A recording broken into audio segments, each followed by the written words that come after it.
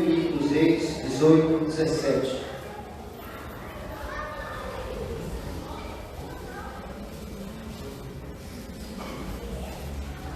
Quando Acabe viu Elias, disse: És tu, ó perturbador de Israel? És tu, ó perturbador de Israel? Uma pergunta: és tu, ó perturbador de Israel? Pai, nós te louvamos, porque Elias fez uma diferença e influenciou a geração em que ele viveu. E o Senhor nos acorde, nos estimule a também vivermos de forma que agrade o teu nome neste tempo que nós estamos vivendo. Nos abençoe, que nós sejamos a resposta do Evangelho para este mundo. Que nós sejamos a resposta de Deus para este mundo perdido e em trevas. Oramos assim em nome de Jesus.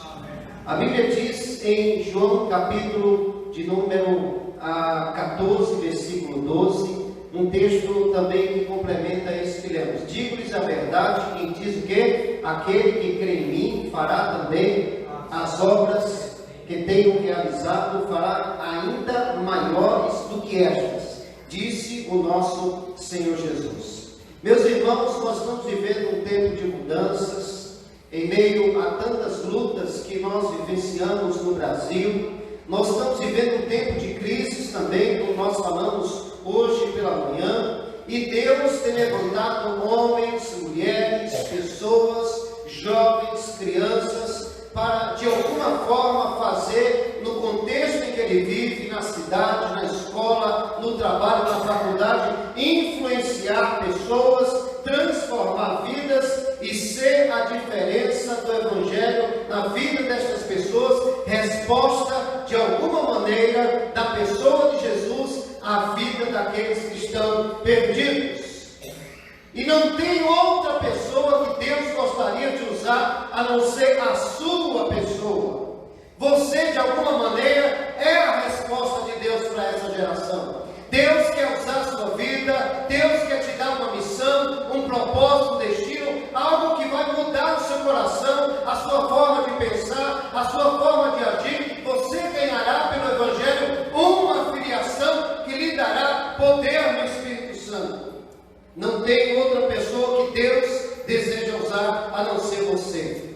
E nossa oração é que durante essas mensagens, que serão em 6 semanas, que o Espírito de Deus gere em seu coração, durante este período, uma santa inquietação em seu espírito. Porque você tem a palavra de Deus, você conhece as promessas de Deus. Muitos dos que estão aqui têm Jesus no coração sobre sua vida, tem o Espírito Santo, foi selado por Ele e é capacitado por Ele para fazer a diferença onde nós estamos.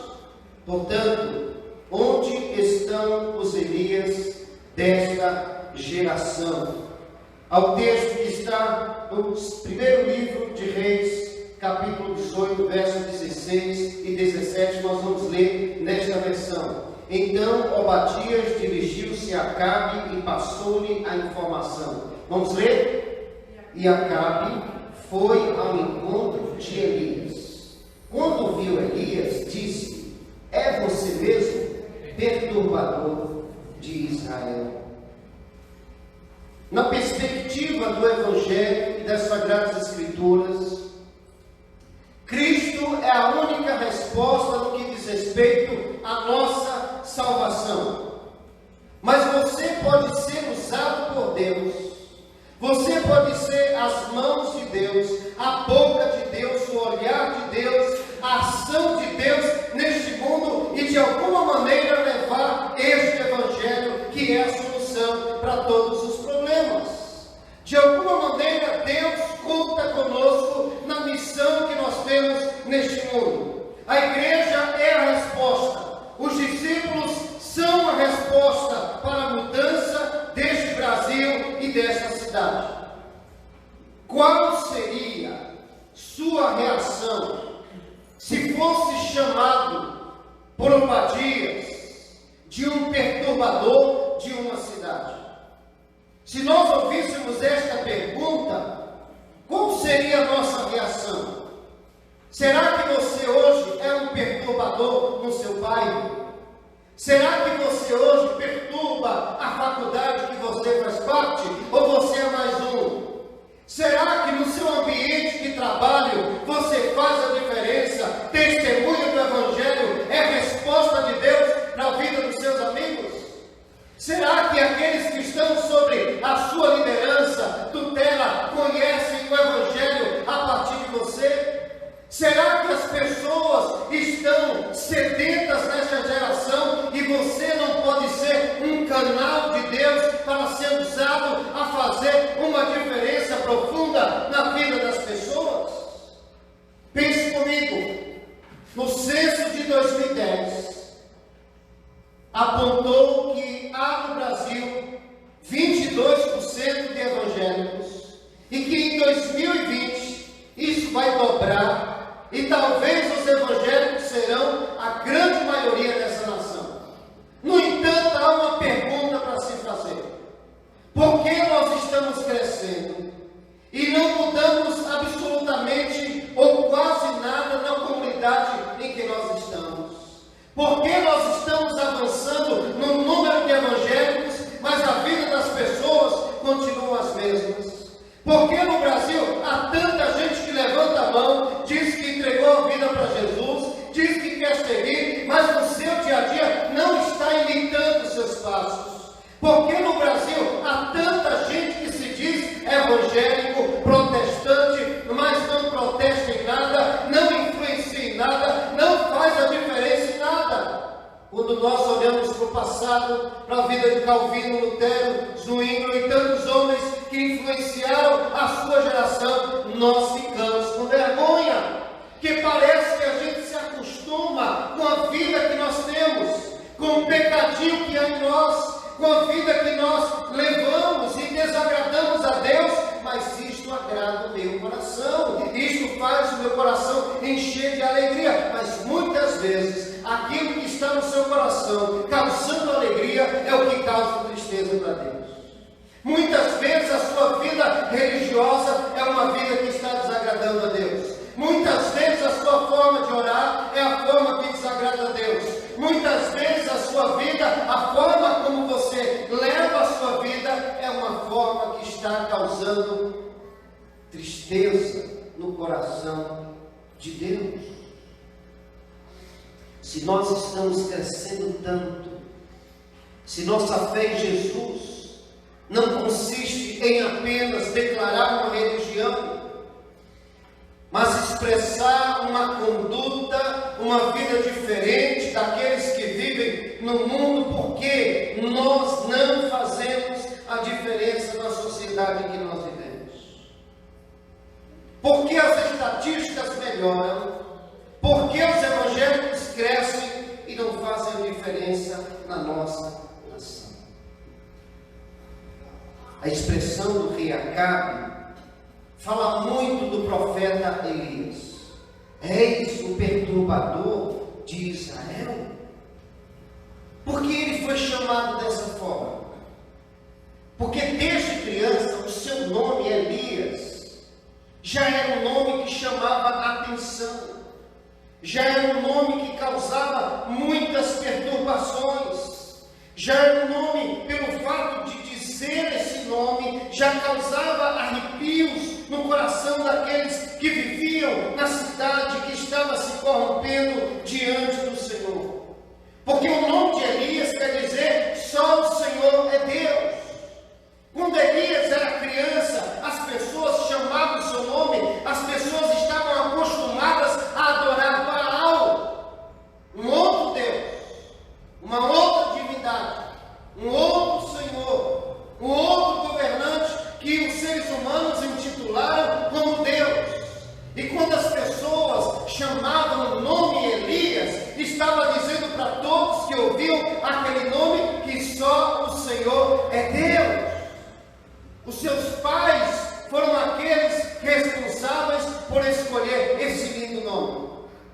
E ele andava pela cidade quando criança, as pessoas, Elias estava declarando: só o Senhor é Deus, não é Baal, não é a cultura daquele tempo, não é a forma como aqueles homens viviam, desagradando a Deus em prostituição, adorando a Baal. Não, nós só temos um Senhor, desde o Antigo Testamento ao Novo Testamento. Não há outro Deus, não há outro ser para você orar, pedir alguma coisa, a não ser a pessoa bendita de Deus e do nosso Senhor Jesus Cristo.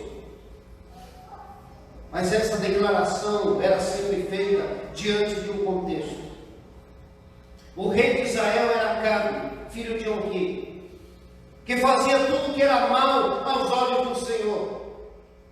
Então, aquela sociedade estava vivendo um tempo extremamente difícil. Este homem casou-se com um povo estranho, com uma mulher terrível chamada Jezabel, que era uma sacerdotisa de Baal. E Acabe, influenciado por Jezabel, começou a servir e adorar a Baal e a influenciar o povo no pecado. A nação de Israel começou a afastar-se de Deus. Eles começaram a estimular e a investir em 450 falsos profetas que adoravam e serviam a Baal, enquanto matavam e perseguiam os profetas de Deus. E diante desse contexto de muito adultério espiritual, se levanta um homem chamado Elias, como profeta de Deus diante da nação de Israel. Um momento difícil, tenso, mas nem sempre, disse Marcelo Tosh, nem sempre somos chamados por Deus para um desafio quando as circunstâncias à nossa volta são ótimas, quando tudo vai bem, quando tudo está a nosso favor. Na verdade, muitas vezes, disse ele, somos chamados como respostas para situações difíceis. Acontece que nos nossos dias não é muito diferente dos dias de Elias. As pessoas preferem cumprir suas próprias vontades, os seus prazeres carnais, andar conforme a sua mentalidade, o seu conceito, os seus valores, e não conforme os valores e os conceitos de Deus.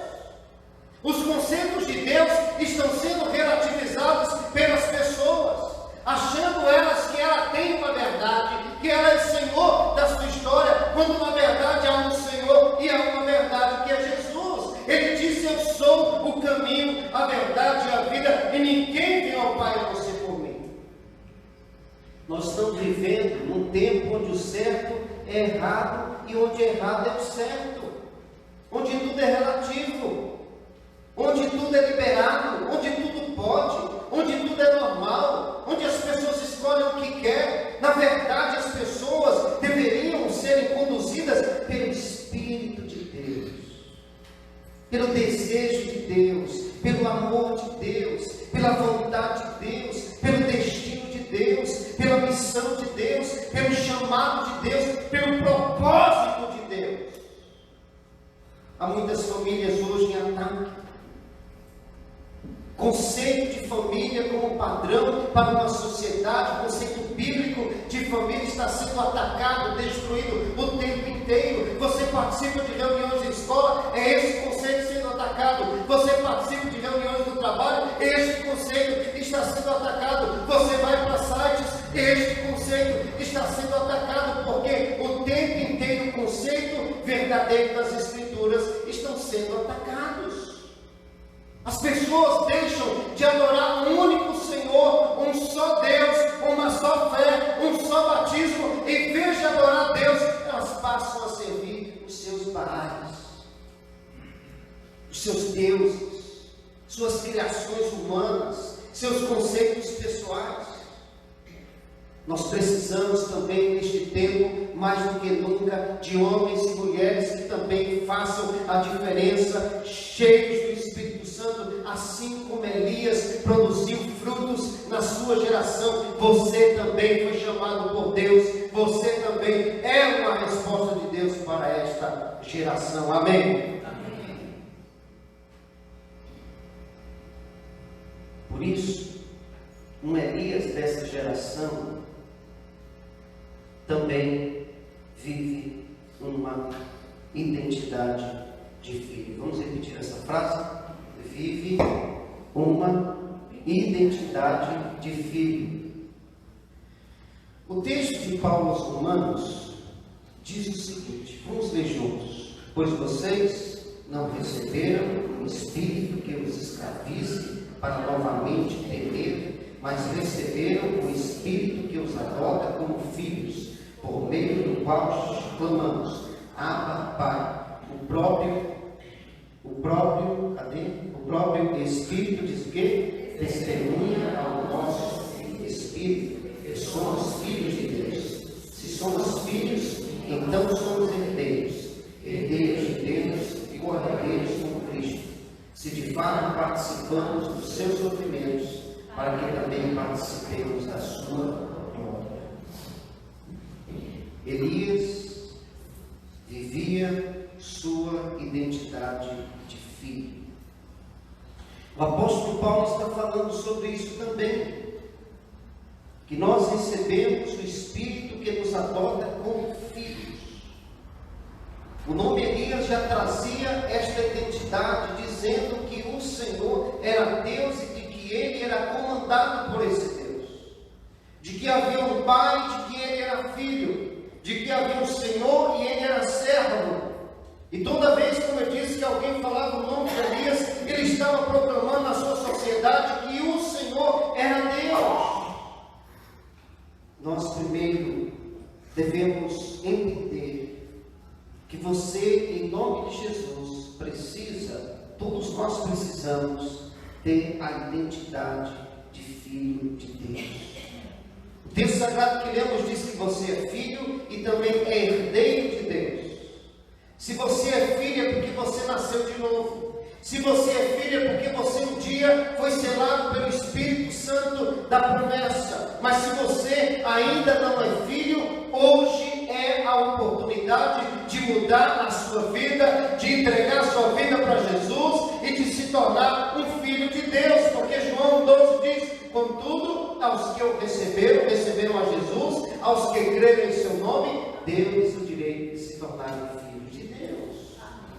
Aqueles que são filhos de Deus são os homens e mulheres que um dia decidiram ter Jesus como seu Senhor e Salvador. E como filhos nessa sociedade, que temos uma identidade, a identidade do Pai, nós pensamos como Pai, falamos como Pai, agimos como Pai, vivemos como Pai, como Jesus viveu, nós andamos, vivemos e desejamos refletir a glória de Deus.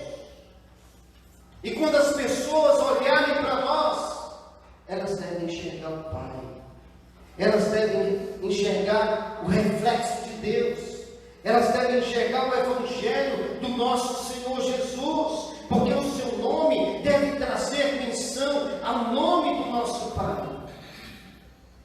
Assim como o nome de Elias trazia menção ao nome de Deus, a sua vida deve trazer menção da vida de Deus, da pessoa de Deus. Esse nome de Elias foi uma resposta para aquela geração, foi uma influência para aquela geração, dizendo que só o Senhor é Deus. Quando sabemos quem realmente somos em Deus, nada poderá tirar nossa identidade, e o resultado disso será uma vida expressa de verdade, e isso poderá incomodar algumas pessoas ao ponto de sermos chamados pelas pessoas de perturbadores. Não porque somos chatos, mas porque proclamamos uma verdade, porque dizemos que só o Senhor é Deus, porque refletimos isto na nossa vida e na nossa identidade. Em segundo lugar, reconheça o seu chamado. Em Romanos 8:19, vamos ler juntos. A natureza criada aguarda com grande expectativa que os filhos de Deus sejam revelados. A natureza aguarda, espera, anseia com grande expectativa expectativa que os filhos de Deus se revelem, reflitam uma vida como filhos de Deus, porque nós temos um chamado, uma missão. Essa palavra aí, perturbador, era alguém inconformado, que tinha uma santa inquietação no seu coração de apresentar a Deus, de viver só para Deus, de ter a identidade de Deus, de refletir um chamado, uma missão de Deus no mundo. Será que nós estamos realmente sendo perturbadores para este mundo? Com relação aos padrões que este mundo impõe, será que estamos sendo um referencial de servo e de serva de Deus? Em Atos capítulo 17, versículos 6 e 7 diz: contudo, vamos juntos, não os achando, arrastaram Jasão e alguns outros irmãos para diante dos oficiais da cidade, gritando que estes homens que têm causado alvoroço por todo o mundo, agora chegaram aqui. Jason os recebeu em sua casa, e todos eles estão agindo contra os decretos de César, dizendo que existe um outro rei chamado Jesus. Assim como o nome de Elias estava declarando que existia um Senhor, os primeiros discípulos de Jesus e apóstolos estavam andando e causando alvoroço pelo mundo. E as pessoas que eram incrédulas, que tinham seus deuses, que adoravam a César, disseram que eles estavam proclamando: César não é o nosso rei se chama Jesus. Amém? E por falar isso, por viver isso, por experimentar isso, eles estavam causando um alvoroço na cidade em que eles pertenciam. Em Atos dos discípulos, são acusados de causar um transtorno, de perturbar a sua cidade, porque eles estavam pregando a Jesus, curando os leprosos, milagres aconteciam, pessoas eram libertas, salvas. Eles estavam perturbando o sistema político daquele tempo e causando de alguma forma um medo no coração de César. David, e o nome aí depois que eu não sei ler: se uma comissão dada por um rei terreno é uma honra, como pode a comissão dada por um rei celestial ser considerada como um sacrifício? Às vezes as pessoas acham, por viver como servos e servas de Deus, é um sacrifício. É difícil. Não, é um privilégio. Não, é um privilégio. É um privilégio viver para Jesus. É um privilégio defender a bandeira do Evangelho. É um privilégio defender os princípios da palavra de Deus. Às vezes há pessoas aqui em nossa comunidade que representam um político, que representam um governador, que representam um deputado, mas mais honroso nesta vida é ser um embaixador de Jesus Cristo, um representante dos reis dos reis e do Senhor dos senhores. Amém? Em terceiro lugar, os Elias desta geração geram uma santa insatisfação com aquilo que está errado. Paulo, escrevendo aos Romanos, capítulo 12, versículo 2, ele diz, vamos ler juntos bem alto: não se amoldem ao padrão deste mundo, mas transformem-se pela renovação da sua mente, para que sejam capazes de experimentar e comprovar a boa, agradável e perfeita vontade de Deus. diante de toda uma nação. Apenas Elias, que estava causando esse alvoroço todo, e mais alguns que restaram serviam ao Senhor em Israel. Porque o restante do povo que vivia em Israel estava submissa à autoridade do rei Acabe e à autoridade de Jezabel e ao Deus chamado Baal. Estavam servindo a estas pessoas e a este Deus. Todos adoravam outros deuses, mas Elias permaneceu fiel ao seu Deus. Permaneceu fiel ao seu Deus e gerou uma santa insatisfação com aquilo que estava errado no meio do povo de Israel. Paulo nos conclama a não ficarmos acomodados ou amoldados ao padrão deste mundo, mas transformar nossa mente, renovar nossa mente, para que em assim experimentemos então a boa, perfeita e agradável vontade de Deus. Não podemos nos conformar com a situação que nós estamos vivendo, com a corrupção em que vive o nosso país, com os deuses que existem nessa nação, com a apatia que há no meio do povo de Deus, com a frieza que há no coração dos discípulos de Jesus. Nós não podemos nos conformar com esta situação, porque quem não influencia ninguém, de alguma maneira vai ser influenciado. Vai ser influenciado. Portanto, em último lugar, quem deseja ser um Elias dessa geração é um agente ativo de transformação neste mundo.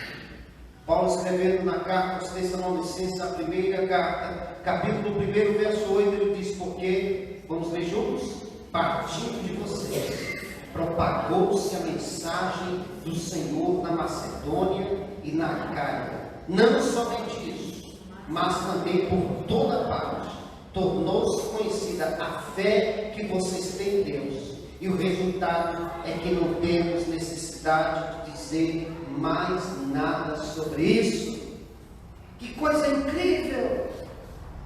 Os discípulos de Jesus em Tessalônica viveram tão intensamente a sua fé que todas as casas sabiam que Jesus Cristo é o Senhor.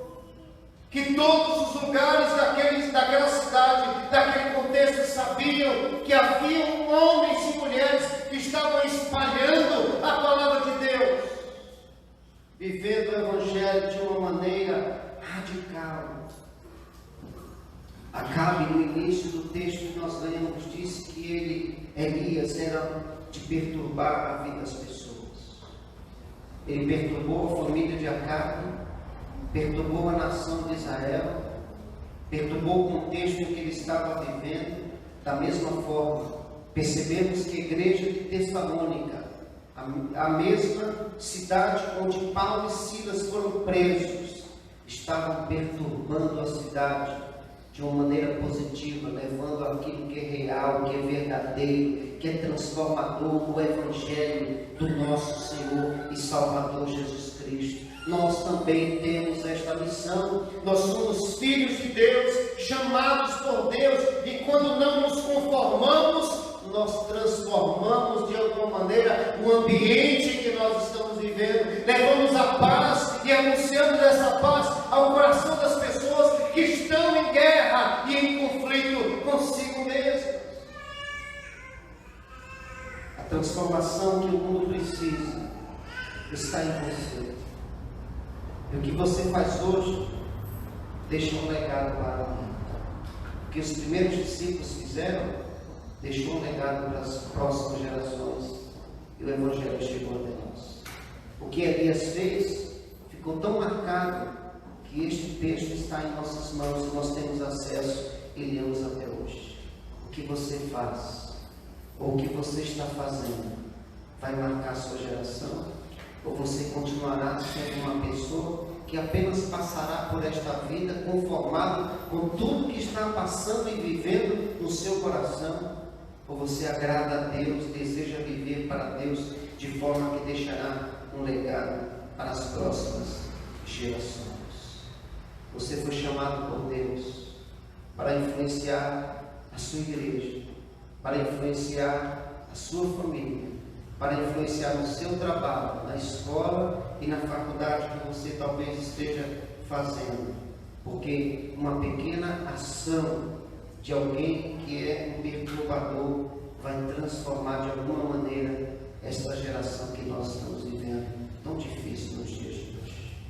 Deus tem levantado pessoas, homens e mulheres, e eu creio ardentemente que o Espírito Santo poderá usar a sua vida de maneira diferente daqui para frente. Mas há uma atitude, uma decisão a ser tomada, uma posição que você precisa ter na vida. E essa posição, essa decisão, ninguém poderá tomar por você. Você que deve, ainda em vida, marcar a vida das pessoas, encantar o coração das pessoas, fazer este mundo mais belo, mas levar uma transformação somente por meio do Evangelho, que primeiro quer transformar a sua vida, o seu coração e a sua família. Você, de fato, é uma resposta de Deus para este tempo. Você é chamado para